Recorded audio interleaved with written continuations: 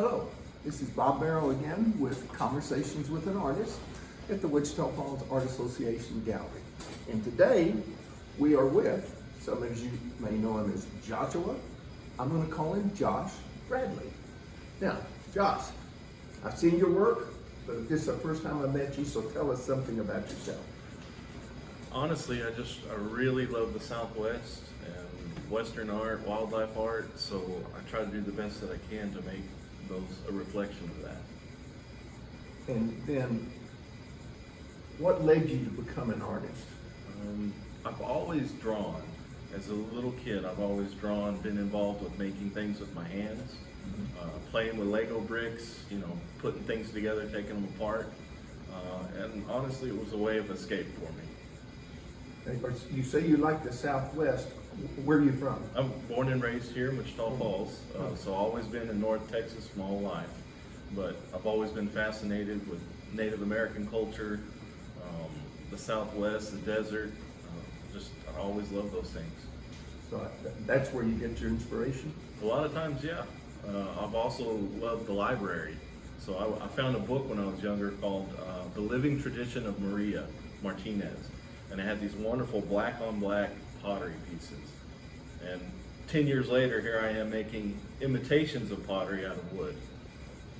So I've got to say, I have seen your work in pictures. You have to come look at this. This is wood. He does jewelry. Just tell us about some of the things you do. Well, again, I love all kinds of art, Western art things, and my grandfather's getting older. He used to do some lapidary in probably the 80s, and as a way to connect with him before he gets too old, I wanted to start doing something that tied in with my love of the Southwest, and that's silversmithing and Native American type jewelry. Okay, now some people may not know what lapidary is. Lapidary is cutting stones like turquoise or rhodochrosite or even lapis and making the cabochons that the jewelry is formed around. Okay, cabochon. I don't know what that is. This would be an example of a cabochon, this large stone. Okay. It's taking the rock from rough, an ugly piece to something usable that you can put in jewelry. So there's a lot of polishing, grinding, cutting, sanding, that kind of thing. Okay, and you got to talk a little bit about this. So this is called segmented wood turning or polychromatic wood turning, meaning many pieces or many colored things. You take wedge-shaped pieces that form a circle, and you turn it on a lathe, which is basically a motor that spins.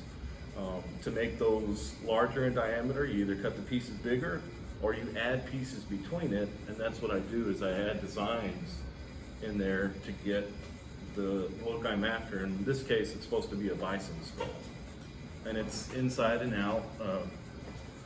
So just different colored woods to get the look. So there's no stains, paints, or dyes, just a clear coat and a wax. Very light. Yeah. Try to make them as thin as possible because wood is not necessarily a living thing after it's dead, but it does expand and contract with the moisture. So the thinner the piece is, the less that the wood moves. All right. I think I've got you stumped.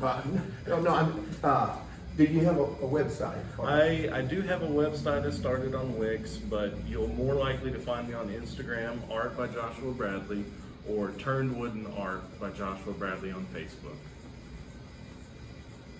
So if you want to see some more of his work, which I know you do, plus he does paintings, look him up. He's also been accepted in a program by the Wichita Falls Art Alliance that he's been working on for the next year. If you see him out, talk to him about that. He may go to Art Battle, to the Art Walk. He may go to that. But if you see him out, ask him how he's doing and what he does, and this stuff's beautiful. I want to thank you for coming. This is Bob Barrett, Wichita Falls Art Association. Have a great day.